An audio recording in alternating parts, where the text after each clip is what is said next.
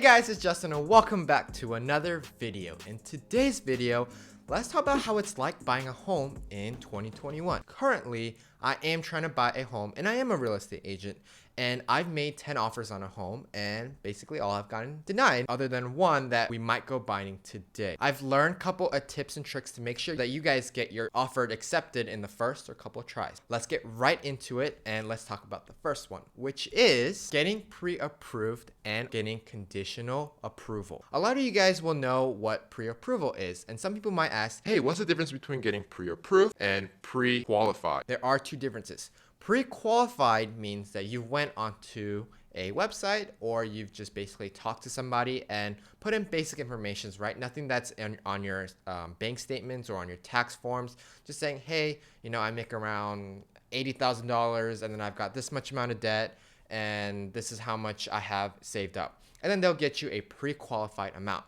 Now, when you go ahead and make an offer, they don't accept pre-qualified letters. They only accept pre-approved, which means that you need to make sure that you find a bank or a loan officer and make sure that you give them your basic tax forms, making sure that they know your debt and that they have approved you for the amount that they have told you for. So if you have been approved for a loan of $150,000, that's how much that they will give you for your loan. That is number one thing that you must do. But on top of that, there's something called contingency offer that a lot of people don't know about. And actually, last year, there wasn't a lot of contingency offers that a lot of people did, but this is something that a lot of sellers are looking for. All that means is that, yes, you are pre-approved, and on top of this, you have given all your information or all your statements, all the documents that is needed for a loan officer to get to work the day it gets binding. And this is really crucial because a lot of loan officers are basically going to pre-approve you, give you your letter, and then they'll say, go ahead, go house shopping.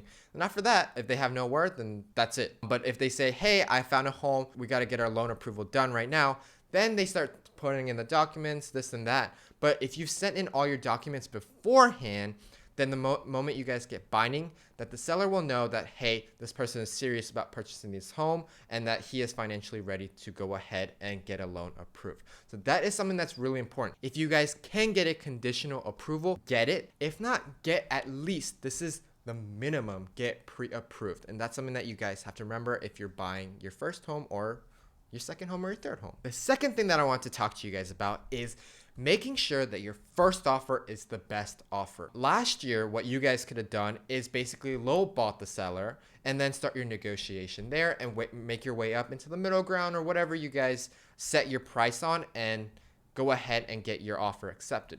But nowadays, it's different. One, there's a lot of multiple offers coming in. It doesn't matter if you're buying a condo. It doesn't matter if you're buying a fixer-upper. It doesn't matter if you're buying the most luxury home in the market. All of them will get multiple offers. So the first offer that you put in has to be your best offer. And here's the thing.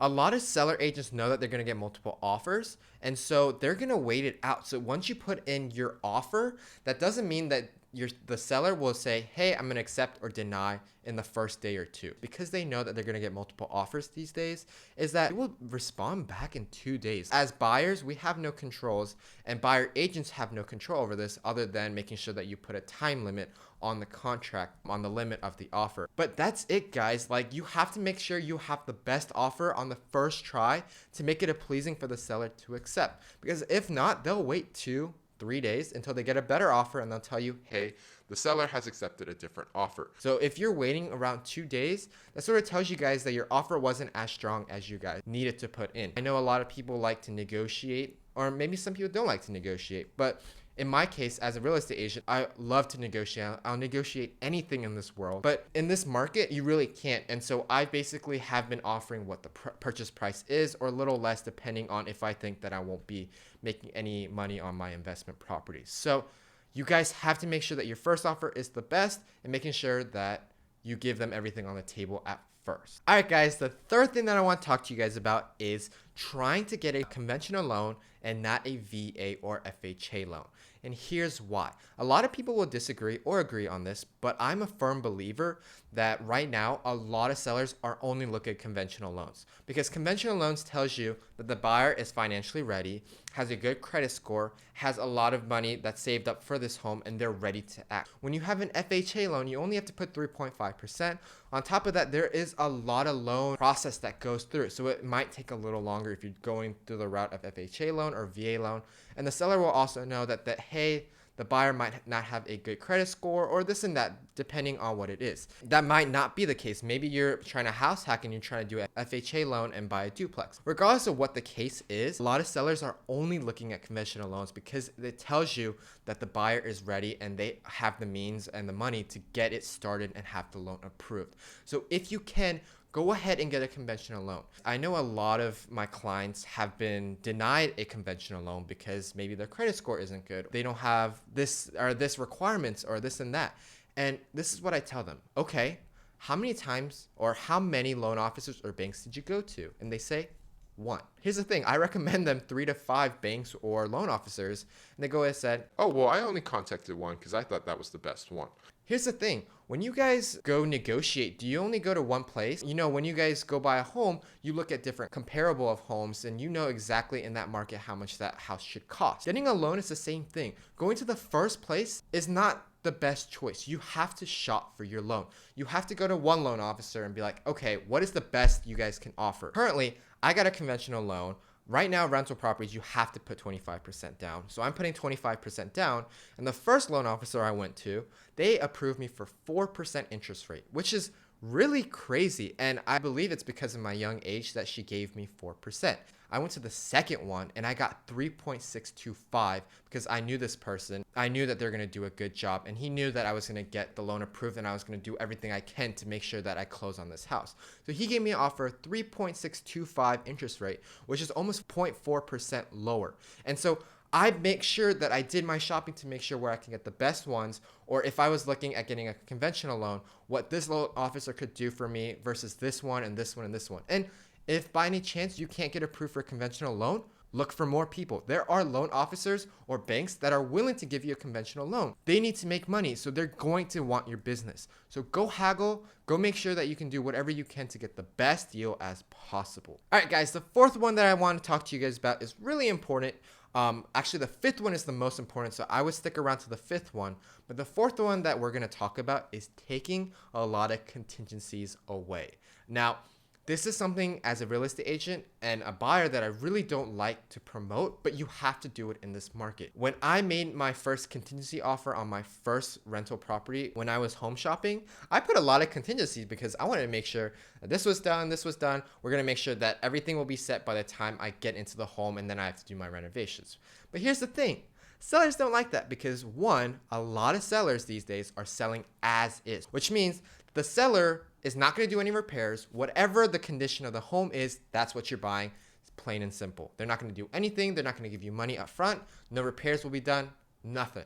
So with that being said, if you guys put contingencies saying, hey, before we close on this deal of the home, have this done, or make sure that the appliances are good, or the plumbing is good, or the electrical is good by the time we close, seller's going to be like, no. I'm going to find a different buyer and we're going to go with that offer. Taking a lot of the nitpicking contingencies off of the deal is really crucial right now, as sellers are pretty much have control over everything of their home and if you get your offer accepted or not. So make sure you put as little contingencies, and you really want to talk to your real estate agent depending on what you guys should do about it, because every deal is different and there's going to be contingencies that you really want and some that you guys can just take away and just, not think about it. So always talk to your real estate agent about your contingencies and what you guys can take and what needs to be in. The fifth and most important thing that we're going to talk about today is knowing your due diligence period, your closing dates, your finance contingency, and your appraisal contingencies. Those are the 4 main things that happens during your contracts and with your loan officers. So let's talk about closing date. Back then, when I mean back then, I mean last year, usually closing used to be 30 days. That gave you enough time to do your due diligence, have your loan approved, go through your appraiser, get an inspection, everything done in 30 days, and plain and simple. But guess what? Sellers don't want to wait 30 days anymore. The thing that a lot of sellers are doing and that I've seen is less than 14 days, which gives you guys less time to close. So you really need to talk to your loan officers and your real estate agent to see if you guys can close in 14 days or less, or depending on what the seller wants. And that's something that you really want to talk to your real estate agent and your loan officer. Make sure that we can get the closing done let's say 7 days or 10 days or 14 days, because there is a lot of process that goes through with the loan approval and making sure that everything is set in stone. Now that we talked about closing date, let's talk about due diligence. Now, due diligence period is basically when you go, once your offer is accepted, this is the period where you get to do your inspection, your appraisal, to make sure you get an estimate if you're renovating the place, making sure that everything is set in stone and you know what you're buying. Back then, last year, you could do a due diligence period for 10 days, maybe even 14 days. But guess what? These days, the max that people are giving you is 5 days, which is really short. That means that in those 5 days, you got to get an appraisal, inspection, your renovation costs, or anything that you want to repair estimates. You got to get that done in 5 days. When I have a client or when I'm looking to buy a home, I line everything up before I know. If I know that this home is going to go binding in the day before, I make sure that I can get an inspection scheduled in as soon as possible, because with inspections going on pretty much every single day, they're booked every single day. So you have to make sure you get a schedule in. And if they're booked and this is someone that you really trust, you got to tell them that, hey, market's going fast. We got to get this done, right? That's something that your real estate agent will do, but you got to make sure you have an inspection in already. And then after your inspection, get an appraisal done. Because the thing is, a lot of people, they'll schedule their inspection and then they'll schedule their appraisal on the same day or the day after.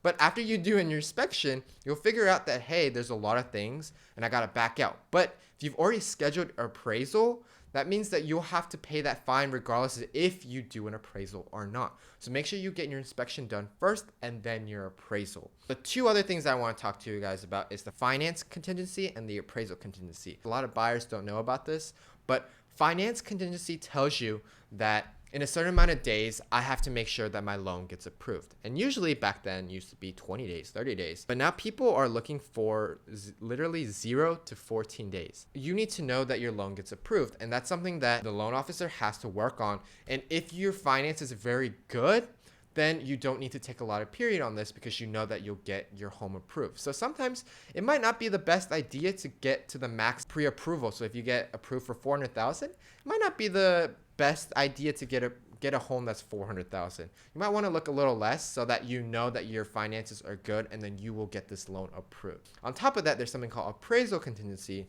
which usually, again, used to be like 20 days, 14 days. Now it's like 0 to 14 days. And a lot of people are just avoiding it. Like they're not even looking at appraisal contingencies, which is, to be honest, really bad because number one, you want to make sure what your home value is, what home you're buying. If the home value of this home was like $400,000, but you paid $450,000, that means that the bank will not give you a loan until you pay that $50,000 difference. So I always make sure that we get a finance contingency and appraisal contingency at least 5 to 10 days. Like 5 days is stretching it. Like you need at least 10 days to make sure that your loan officers get that done for you. You don't want to go into a deal and get into pending and you're at the closing date and knowing that your appraisal of the home is $450,000 and you paid $500,000. That means that $50,000 difference has to come out of your pocket for you to get that loan approved. So make sure you guys know those things. Your closing date, which is going to be usually 14 to 30 days, depending on the seller. Your due diligence period, which is going to be 5 days or less. You might get some people that give you 7 or 10, but right now it's 5. That's like the max a lot of people are doing. Number 3, your finance contingency, making sure that your loan gets approved. That usually is going to be around 10. Some people are even voiding that too, but you got to make sure you talk with your seller and your real estate agent. And number 4, which is your appraisal contingency, making sure that you get your home appraised for the value it is so you don't have to pay out of pocket and that you're not overpaying for a property. I'm going to give you guys a bonus tip that you guys want to talk to your real estate agent about, is asking your real estate agent to set up a automatic / updated listing email for you. Now what this is basically they're going to give you a little partial access to their MLS, is what agents use, where basically they're going to give you when a property hits the market or when the price decreases or increases, like it will tell you up to date to the point. Now Redfin, Zillow, Realtor, they all don't do this, and it takes them a while for them to update into their system. So if you ask your real estate agent to set you up for this, you'll know exactly when a property hits the market, and you can be the first one to see the property, first one to make an offer, and first one to get an acceptance of that property. And a lot of real estate agents will give you like a 1 day where it's like, the whole day, and then at the end of the day, they'll give you what was listed or updated. But no, you want to ask them to make sure that they give you it automatically when it hits the market. That's when you get an email on it. That's really crucial, and you'll get a lot of emails, but that is some data that you will use. And for the period of you home shopping, it's really crucial that you're the first one, especially in the market right now. It's nothing that's a big deal or paid. Just have your real estate agent do that for you. And a lot of agents don't do that because they know that a lot of the buyers just go on Zillow, and it's extra work for the real estate agent. But make sure you have your agent hook that up for you. With that being said, guys, those are my 5 tips plus the bonus tip that you guys really need to know in 2021 to get your offer accepted. If you guys have any questions or concern, leave it in the comment section below, and I'll try and reach out to you to help your home buying process even easier. If you guys are looking to buy or sell a home here in Georgia, feel free to contact me, as I can be a real estate agent and I can help you guys out. I would love it if you guys can like this video. If you guys thought it was very informative, let me know how your house buying process is going in the comment section below. I'm always interested on what situations people are dealing with and how I can help them. If you guys thought this video was helpful and you guys want more videos like these in the future, make sure you guys subscribe. I love you guys, and I'll see you guys in the next video. Peace.